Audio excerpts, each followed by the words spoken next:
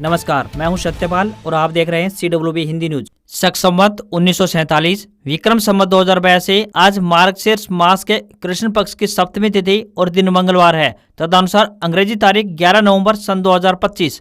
11 नवंबर को भारत में राष्ट्रीय शिक्षा दिवस भी मनाया जाता है, जो स्वतंत्र भारत के पहले शिक्षा मंत्री मौलाना अबुल कलाम आजाद की जयंती को समर्पित है। सबसे पहले आज की सुर्खियां।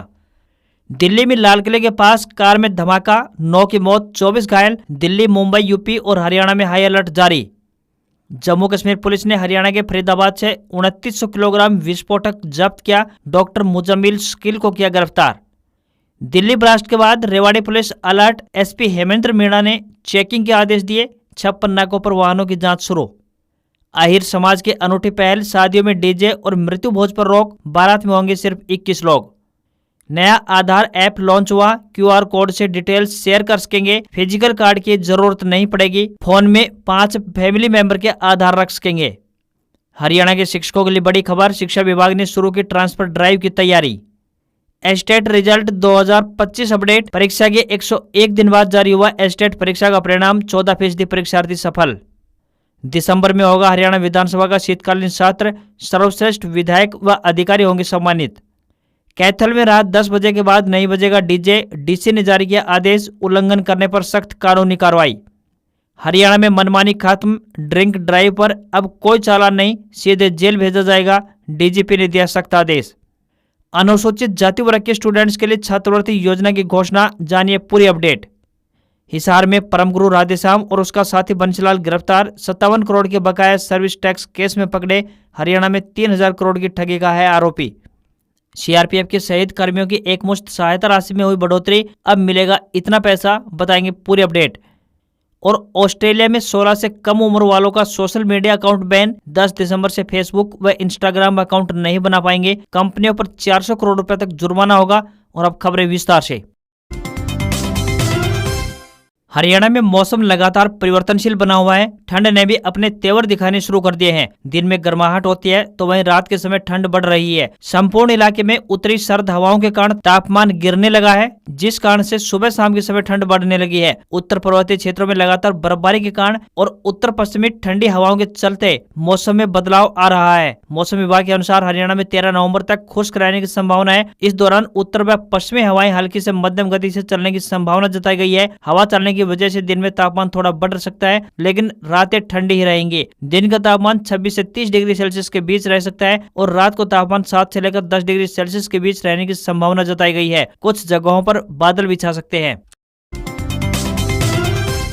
दिल्ली में लाल किले के पास चलती कार में बीती शाम 6:52 पर एक जोरदार धमाका हुआ। ब्लास्ट इतना जोरदार था कि आसपास खड़ी गाड़ियों के परखच्चे उड़ गए। धमाके में 9 लोगों की मौत हो गई और 24 घायल बताए गए हैं। धमाके में 11 लोगों की मौत की खबर सामने आई थी, लेकिन घटना के 3 घंटे बाद गृह मंत्री अमित शाह ने कहा कि 8 मौतें हुई हैं। इसके बाद अस्पताल से जारी सूची में 9 मौतों की जानकारी दी गई। गृह मंत्री अमित शाह ने बताया, एक I-20 कार के पिछले हिस्से में धमाका हुआ है। पुलिस सूत्रों के मुताबिक कार हरियाणा के गुरुग्राम में सलमान के नाम पर रजिस्टर्ड थी। पुलिस ने सलमान को हिरासत में लिया और उससे पूछताछ की जा रही है। सलमान ने इसे पुलवामा के तारीख को बेची थी। दिल्ली पुलिस कमिश्नर सतीश गोलचा ने बताया कि ब्लास्ट फोर्ड मेट्रो स्टेशन के गेट नंबर 1 के पास हुआ। घटना के बाद अमित शाह LNJP अस्पताल पहुंचे। वे कुछ देर में घटनास्थल पर भी पहुंचे। फोरेंसिक टीम पहुंच गई। आसपास के CCTV फुटेज खंगाले जा रहे हैं। NIA और NSG को भी घटनास्थल के लिए रवाना किया गया है। धमाके के बाद दिल्ली समेत मुंबई, राजस्थान, मध्य प्रदेश, उत्तर प्रदेश, बिहार, हरियाणा, पंजाब और उत्तराखंड में हाई अलर्ट जारी कर दिया है। केंद्रीय गृह मंत्री अमित शाह ने कहा, हम इसकी जांच कर रहे हैं। मुझे उम्मीद है कि हम बहुत जल्द विस्फोट के कारणों का पता लगा लेंगे। हरियाणा में अहिर समाज द्वारा समाज सुधार की दिशा में कई बड़े फैसले लिए गए हैं। बता दें कि भिवानी जिले के नंदगांव में अहिर यानी देवा गोत्र समाज का अर्धवार्षिक राष्ट्रीय सम्मेलन आयोजित किया गया, जिसमें एक नई सामाजिक मुहिम की शुरुआत की गई। इस अनोखी पहल का उद्देश्य समाज में सादगी, संस्कार और शिक्षा को बढ़ावा देना रहेगा। इस सम्मेलन में समाज के गणमान्य व्यक्तियों, युवाओं और महिलाओं ने एक स्वर में संकल्प लिया कि शादी विवाह की रस्मों को सादगी से निभाया जाएगा। किसी भी शादी में बारात में सिर्फ 21 लोग जाएंगे, तो वहीं किसी बुजुर्ग व्यक्ति की मौत होने पर मृत्यु भोज पर भी रोक लगा दी गई है। डीजे पर रोक और भात में 21 लोगों के जाने का संकल्प लिया गया है। शादी का आयोजन दिन में करने का फैसला लिया गया है ताकि बेवजह की फिजूल खर्ची पर रोक लगाई जा सके। रात के समय की गई शादी में लड़की के माता पिता को कई तरह से अनावश्यक खर्च उठाने पड़ते हैं जो गरीब परिवारों के लिए आर्थिक बोझ भी बनते हैं। ऐसे में दिन में की गई शादी से इस फिजूल खर्ची से बचा जा सकेगा और समाज में भी सादगी का संदेश जाएगा। इस सम्मेलन में एक अन्य फैसला बैंकेट हॉल में शादियां नहीं करने का भी लिया गया। सभी अपनी शादियां गांव के अंदर ही करेंगे। इसके साथ ही शराब के सेवन पर पूर्ण प्रतिबंध का प्रस्ताव भी सर्वसहमति से पारित किया गया। शिक्षा को बढ़ावा देने के उद्देश्य से गांव में एक लाइब्रेरी और अकादमी की स्थापना करने का भी फैसला लिया गया ताकि आर्थिक रूप से कमजोर वर्ग के छात्रों को प्रतियोगी परीक्षाओं की निःशुल्क तैयारी करने का अवसर मिल सके। महिलाओं को पारंपरिक हरियाणवी पहनावा पहनने का भी आग्रह किया गया है।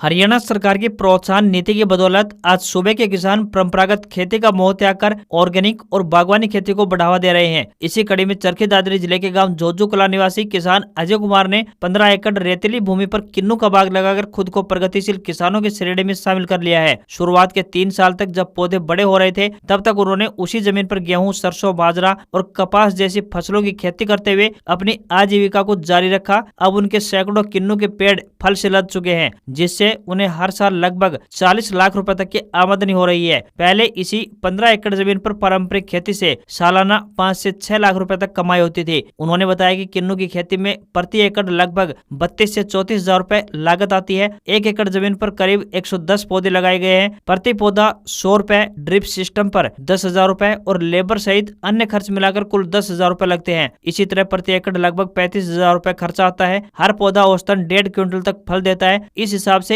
1 एकड़ में 200 क्विंटल से अधिक किन्नू का उत्पादन हो जाता है। यदि बाजार भाव की बात करें तो 20 रुपए प्रति किलो भी अगर भाव मिले तो 40 लाख रुपए से अधिक की आमदनी हो जाती है। इसमें तकरीबन 5 लाख रुपए लेबर व अन्य खर्चों में निकल जाते हैं। वह अपनी किन्नू की फसल को बिक्री के लिए रोहतक, चरखी दादरी, महेंद्रगढ़ और भिवानी की मंडियों में भेजते हैं। हर मंडी में अलग अलग भाव मिलता है, इसलिए जहाँ भी उचित भाव मिलता है उसी मंडी में माल अधिक भेजा जाता है। हरियाणा विधानसभा के शीतकालीन सत्र की तैयारियों को लेकर स्पीकर डॉक्टर हरविंदर सिंह कल्याण की अध्यक्षता में एक बैठक आयोजित की गई। हरियाणा विधानसभा के शीतकालीन सत्र का आयोजन दिसंबर महीने में होगा। अभी तक तारीख की घोषणा नहीं हुई है। इस सत्र के दौरान सर्वश्रेष्ठ विधायक और एक सर्वश्रेष्ठ अधिकारी को सम्मानित किया जाएगा। सर्वश्रेष्ठ विधायक चुनने के लिए नियमों में भी संशोधन किया जाएगा। विधानसभा के नियमों में संशोधन किया जा रहा है। इसके लिए रिटायर्ड कानून विशेषज्ञों को जिम्मेदारी सौंपी गई है। विधानसभा अध्यक्ष ने समस्त अधिकारियों को आदेश दिए कि विधानसभा की शीतकालीन सत्र के दौरान विधानसभा सत्र के सफल संचालन के लिए अपनी जिम्मेदारियां सुनिश्चित करते हुए समय पर अपनी तैयारियां पूरी कर लें। बैठक में विधानसभा सत्र के दौरान सुरक्षा व्यवस्था के इंतजाम और विधानसभा सदस्यों एवं वरिष्ठ अधिकारियों के ठहरने, यातायात प्रबंधन, पेयजल एवं बिजली आपूर्ति, खान-पान, स्वास्थ्य और स्वच्छता व्यवस्था सहित कुल मिलाकर अन्य आवश्यक प्रबंध को लेकर भी चर्चा की गई। केंद्रीय माध्यमिक विद्यालय शिक्षा बोर्ड की वार्षिक परीक्षाओं से जुड़ी एक लेटेस्ट अपडेट सामने आ रही है। बोर्ड ने स्पष्ट किया है कि इन परीक्षाओं की सुचारू एवं सफल आयोजन के लिए सीसीटीवी पॉलिसी बनाई गई है। ये पॉलिसी देश भर के स्कूलों के साथ साथ विदेशों में भी बोर्ड से मान्यता प्राप्त स्कूलों में लागू होगी। इस पॉलिसी के तहत जिन स्कूलों को परीक्षा केंद्र के लिए सहमति चाहिए उनको सीबीएसई बोर्ड की सहमति से पहले स्कूल के परीक्षा हॉल में सीसीटीवी कैमरे इंस्टॉल करने होंगे। जिन स्कूलों में सीसीटीवी कैमरे इंस्टॉल नहीं होंगे, बोर्ड की ओर से उन स्कूलों में परीक्षा सेंटर नहीं बनाया जाएगा। सीबीएसई बोर्ड ने कहा है कि स्कूलों को अपने परीक्षा हॉल के एंट्री और एग्जिट द्वार और परीक्षा डेस्क के पास सीसीटीवी कैमरे इंस्टॉल करने अनिवार्य किए गए हैं। स्टूडेंट्स जिस बेंच पर बैठकर परीक्षा देंगे उसका कवरेज उस सीसीटीवी कैमरे की पहुंच में होना चाहिए। पूरी परीक्षा अवधि के दौरान सीसीटीवी कैमरे निरंतर चालू रहेंगे ताकि आवश्यकता पड़ने पर समीक्षा के लिए वीडियो फुटेज आसानी से हासिल की जा सके। सीबीएसई बोर्ड ने कक्षा 10वीं और 12वीं की वार्षिक परीक्षाओं का शेड्यूल जारी कर दिया है। दोनों ही कक्षाओं के लिए परीक्षाएं 17 फरवरी से प्रारंभ होने जा रही हैं। इन परीक्षाओं में देश भर से तकरीबन 45 लाख विद्यार्थी शामिल होंगे। देश भर में एससी वर्ग के छात्रों के लिए छात्रवृत्ति से जुड़ी एक अच्छी खबर सामने आई है। बता दें कि सामाजिक न्याय और अधिकारिता विभाग द्वारा साल 2025-26 के लिए एससी छात्रों हेतु मैट्रिकोत्तर छात्रवृत्ति योजना के अंतर्गत उच्चतर शैक्षिक अध्ययन हेतु अनुसूचित जाति वर्ग के छात्रों को छात्रवृत्तियां प्रदान करने की घोषणा की गई है। माता पिता या अभिभावक की सालाना आमदनी 2.5 लाख रुपए से अधिक नहीं होनी चाहिए। किसी भी मान्यता प्राप्त संस्थानों, विश्वविद्यालयों, महाविद्यालयों या विद्यालयों में पाठ्यक्रमों का अध्ययन करने वाले छात्रों को इसका लाभ मिलेगा। सबसे गरीब परिवारों के आवेदकों को प्राथमिकता दी जाएगी। हर साल 2500 रुपए से लेकर 13,500 रुपए का अकादमिक भत्ता दिया जाएगा। दिव्यांग छात्रों यानी विशेष रूप से सक्षम के लिए 10% अतिरिक्त भत्ता दिया जाएगा। इस छात्रवृत्ति योजना का लाभ उठाने के लिए छात्रों के पास रजिस्टर्ड मोबाइल नंबर, आधार कार्ड से जुड़ा हुआ बैंक खाता, इनकम सर्टिफिकेट व पिछले साल की मार्कशीट तथा जाति प्रमाण पत्र होना आवश्यक है। देश के सबसे बड़े केंद्रीय अर्धसैनिक बल यानी सीआरपीएफ ने अपने शहीद कार्मिकों की एकमुश्त सहायता राशि में बढ़ोतरी की है। इसके अलावा जोखिम निधि अंशदान राशि में भी बढ़ोतरी कर दी है। वहीं बचत और जोखिम दर को केंद्रीय गृह मंत्रालय के आदेश पर 60 और 40 के अनुपात में बांट दिया गया है। सीआरपीएफ में शहीद कार्मिकों के परिवारों को मिलने वाली एकमुश्त राशि जो कि पहले 30 लाख रुपए थी, उसे बढ़ाकर अब 35 लाख रुपए कर दिया है। वहीं मृत्यु के अन्य मामलों में यह राशि 20 लाख से बढ़ाकर 25 लाख कर दी गई है। यह नियम 1 जनवरी से लागू होंगे। इस निर्णय के बाद लड़ाई के दौरान शहीद कार्मिकों के परिवारों को 35 लाख रुपए और मृत्यु के मामलों में 25 लाख रुपए प्रदान किए जाएंगे। सेवानिवृत्ति या फिर सेवा छोड़ने के मामलों में बोनस की राशि में बढ़ोतरी को भी मंजूरी प्रदान की गई है। ऐसे मामलों में यदि सेवा की अवधि 30 साल से अधिक होगी तो संशोधित बोनस दर 100% होगी। सेवा की अवधि 20 से लेकर 30 साल तक है तो संशोधित बोनस दर 50% रहेगी। वहीं सेवा की अवधि 10 साल से लेकर 20 साल तक है तो बोनस दर 25% होगी। यदि सेवा की अवधि 10 साल से कम है तो संशोधित बोनस दर 10% रहेगी। हरियाणा सरकार की तरफ से शिक्षा विभाग के लिए नई ट्रांसफर पॉलिसी को स्वीकृति प्रदान कर दी गई है। नई ट्रांसफर पॉलिसी को हरी झंडी दिए जाने के बाद शिक्षा विभाग ने ट्रांसफर करने की तैयारियां शुरू कर दी हैं। ट्रांसफर ड्राइव से पहले शिक्षा विभाग ने निलंबित और चार्जशीट शिक्षकों की रिपोर्ट मांगी है। शिक्षा विभाग में सभी शिक्षकों का डाटा अपडेट होगा। मौलिक शिक्षा निदेशालय की तरफ से जिला मौलिक शिक्षा अधिकारियों को सख्त निर्देश जारी किए गए हैं कि वे अपने जिलों में कार्यरत सभी निलंबित और चार्जशीट शिक्षकों व मुख्याध्यापकों का डेटा HRMS पोर्टल पर अपडेट अवश्य करें। शिक्षा विभाग ने ट्रांसफर ड्राइव की तैयारियां शुरू करने से पहले MIS पोर्टल पर डाटा अपडेट करने को लेकर सख्ती से हिदायत दी है। निदेशालय की तरफ से जिला मौलिक शिक्षा अधिकारियों को कड़े निर्देश जारी किए गए हैं कि शिक्षकों का डाटा MIS पोर्टल पर अपडेट नहीं होना किसी भी हालात में बर्दाश्त नहीं किया जाएगा।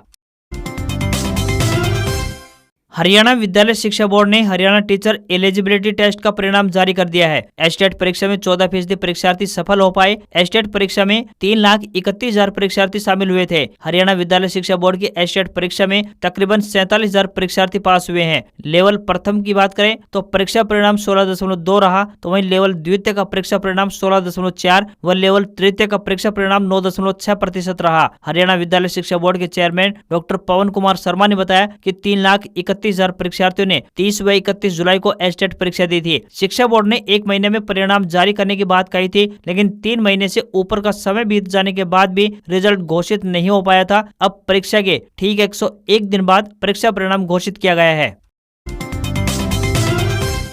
हरियाणा के मुख्यमंत्री नायब सिंह सैनी की प्रधानमंत्री नरेंद्र मोदी से बीते दिन दिल्ली में 1 घंटा मीटिंग हुई है। इस मीटिंग में हरियाणा के कई मुद्दों पर चर्चा हुई है। मीटिंग के बाद सीएम सैनी ने कहा कि ये अच्छी मुलाकात रही। प्रदेश सरकार के 1 साल के कार्यकाल पूरा होने के बाद केंद्रीय नेतृत्व के द्वारा सरकार के कराए गए फीडबैक के बाद सीएम सैनी के दिल्ली में पीएम से मुलाकात हुई है। दरअसल प्रधानमंत्री नरेंद्र मोदी 25 नवम्बर को हरियाणा पहुँच रहे हैं। यहाँ वे अंतर्राष्ट्रीय गीता महोत्सव और शहीदी दिवस को लेकर कुरुक्षेत्र में होने वाले कार्यक्रमों में शामिल होंगे। इस दौरान वे कई महत्वपूर्ण योजनाओं का शुभारंभ भी करेंगे। दरअसल हरियाणा की नायब सैनी सरकार को 17 अक्टूबर को 1 साल पूरा हुआ है। पार्टी हाईकमान ने प्रदेश सरकार के 1 साल के कामकाज का रिव्यू करके रिपोर्ट तैयार कराई है। इसमें 5 पॉइंट्स पर समीक्षा की गई है, जिसमें प्रशासनिक पकड़ में 100 में से 47 नंबर दिए गए हैं। हालांकि सीएम के पब्लिक अपीयरेंस यानी लोगों के बीच नजर आने, चुनावी वादा निभाने और संगठन के साथ ट्यूनिंग के मामले में अच्छे नंबर मिले हैं। सूत्रों के हवाले से खबर सामने आई है कि हरियाणा से पार्टी के एक केंद्रीय नेता को प्रधानमंत्री नरेंद्र मोदी यहां तक कह चुके हैं कि देश के प्रमुख मुख्यमंत्रियों में सीएम सैनी का नाम शामिल होगा। Unique identification authority of India यानी UIDAI ने आधार कार्ड का नया मोबाइल ऐप लॉन्च कर दिया है, जिसके जरिए आप एक ही फोन में 5 आधार मोबाइल स्टोर कर सकते हैं। इसमें आधार की सिर्फ वही जानकारी शेयर करने का ऑप्शन है जो जरूरी हो। आप UPI में जिस तरह स्कैन कर पेमेंट करते हैं, ठीक उसी प्रकार आधार डिटेल शेयर कर पाएंगे। ऐप को ज्यादा सिक्योर बनाने के लिए इसमें फेस ऑथेंटिकेशन जैसे फीचर्स जोड़े गए हैं। नया ऐप पुराने ऐप आधार को रिप्लेस नहीं करता है, बल्कि उसके साथ काम करता है। मतलब कुछ काम काम के लिए पुराने ऐप का इस्तेमाल होगा तो वहीं कुछ के लिए नया। आधार के नए ऐप के फीचर्स की बात करें तो फोन में आधार कैरी कर सकते हैं, साथ ही ई आधार हमेशा साथ रहेगा, वह पेपर कॉपी की आवश्यकता नहीं होगी। वहीं मल्टी लैंग्वेज सपोर्ट करेगा, जैसे हिंदी, इंग्लिश सहित कई भाषाओं में अवेलेबल रहेगा। वहीं ऑफलाइन यूज कर पाएंगे, इंटरनेट नहीं होने पर भी आधार कार्ड देख सकेंगे। नए ऐप से यूजर्स को क्या फायदा मिलेगा तो बता देंगे, होटल चेक इन व सिम एक्टिवेशन या बैंक केवाईसी तेज होगी, फैमिली मैनेजमेंट आसान होगा, एक फोन पर सबके डिटेल्स सामने होंगे। वहीं सिलेक्टिव शेयरिंग से पर्सनल डाटा एक्सपोज नहीं होगा। बताते चलें कि आधार कार्ड साल 2009 में शुरू हुआ था। अब तक 1.3 अरब यानी कि 130 करोड़ से अधिक लोगों के पास आधार है। पहले पेपर कार्ड था, फिर एम आधार ऐप आया, अब डिजिटल इंडिया के तहत फुली डिजिटल ऐप आया है। सरकार की कोशिश है कि हर सर्विस ऑनलाइन हो जाए।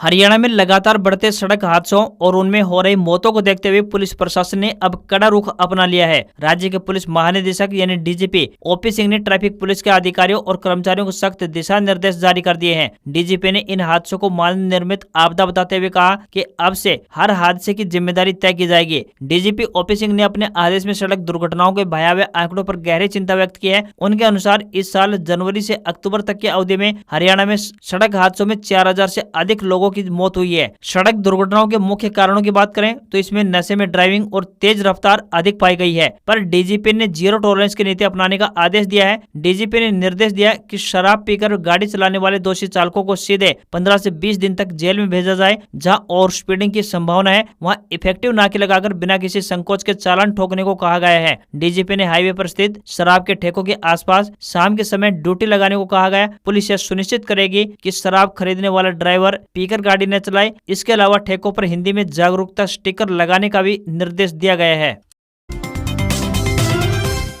दिल्ली धमाके के बाद पाकिस्तान ने घबराहट में राजस्थान से लगी सीमा पर वायुसेना की पेट्रोलिंग शुरू करा दी। उसकी तीनों सेनाओं के प्रमुखों ने एक इमरजेंसी बैठक की। पीएम शाहबाज शरीफ भी एनएसए और डीजी आईएसआई के साथ देर रात तक बैठकें करते रहे। वहीं ब्रिटेन के विदेश मंत्रालय ने धमाके के बाद भारत के कुछ इलाकों में यात्रा न करने की एडवाइजरी जारी की है। ब्रिटिश सरकार ने कहा है कि उसके नागरिक भारत पाकिस्तान सीमा से 10 किलोमीटर के भीतर जम्मू कश्मीर और मणिपुर राज्य में यात्रा न करें। वहीं दिल्ली में हुए धमाके में 11 लोगों की मौत की खबर सामने आई थी, लेकिन घटना के 3 घंटे बाद गृह मंत्री अमित शाह ने कहा कि 8 मौतें हुई हैं। ठीक उसके बाद अस्पताल से जारी सूची में 9 मौतों की जानकारी सामने आई है। वहीं अमेरिकी दूतावास ने भी अपने नागरिकों के लिए चेतावनी जारी करते हुए कहा कि वे लाल किले के आसपास और पर्यटकों की भीड़ भाड़ वाले इलाकों में जाने से बचें और हर समय सतर्क रहें। उधर फ्रांसीसी दूतावास ने भी कहा है कि धमाका 10 नवंबर की शाम तकरीबन 7 बजे लाल किला मेट्रो स्टेशन के पास हुआ। फिलहाल धमाके की वजह और मृतकों की संख्या स्पष्ट नहीं हो पाई है। फ्रांसीसी दूतावास ने दिल्ली में मौजूद अपने नागरिकों को सतर्क रहने, भीड़ भाड़ वाले इलाके और घटनास्थल से दूर रहने की सलाह दी है। ईरान के दूतावास ने दिल्ली में लाल किले के पास हुए कार ब्लास्ट पर शोक जाहिर किया। दिल्ली पुलिस के सूत्रों के हवाले से बताया गया है कि कार ब्लास्ट की प्रारंभिक जांच में इसे एक आतंकी हमला माना जा रहा है। यह हाई इंटेंसिटी एक्सप्लोसिव फरीदाबाद में सोमवार दोपहर पकड़े गए एक मॉड्यूल से जुड़ा हो सकता है। सुरक्षा एजेंसियां डॉक्टर मुजम्मिल और डॉक्टर आदिल से पूछताछ कर रही हैं। माना जा रहा है कि उनकी गिरफ्तारी के बाद धमाका जल्दबाजी में अंजाम दिया गया है। हफ्ते के पहले कारोबारी दिन भारतीय शेयर बाजार में सेंसेक्स 319 अंक चढ़कर 83,535 के स्तर पर क्लोज हुआ। निफ्टी में भी 82 अंक की तेजी रही और ये 25,574 के स्तर पर बंद हुआ। सेंसेक्स के 30 में से 19 शेयरों में तेजी देखने को मिली। इन्फोसिस के शेयर में सबसे अधिक यानी 2.5% की तेजी रही। वहीं ट्रेंड का शेयर 7.41% गिरकर बंद हुआ। जोमेटो और पावरग्रिड में भी गिरावट देखने को मिली। निफ्टी के 50 शेयरों में 32 में तेजी रही। वहीं एनएसए के आईटी, मेटल और फार्मा शेयरों में सबसे अधिक तेजी रही। 10 ग्राम सोना 2,341 रुपए बढ़कर 1,22,441 रुपए के स्तर पर पहुंच गया है, तो वहीं चांदी 3,368 रुपए बढ़कर 1,51,643 रुपए प्रति किलोग्राम के स्तर पर पहुंच गई है। तो वहीं 22 कैरेट सोने के दाम 1,12,156 रुपए प्रति 10 ग्राम के स्तर पर पहुंच गए हैं। आज खबरों बस इतना ही। देखते रहिए आपका अपना हरियाणा का सबसे बेहतरीन news channel CWB Hindi news. नमस्कार। इसी आशा के साथ आपका दिन शुभ रहे। हरियाणा में देश दुनिया की ताजा तरीन खबरों से अपडेट रहने के लिए चैनल को सब्सक्राइब और बेल नोटिफिकेशन को ऑन करना ना भूलें। नमस्कार।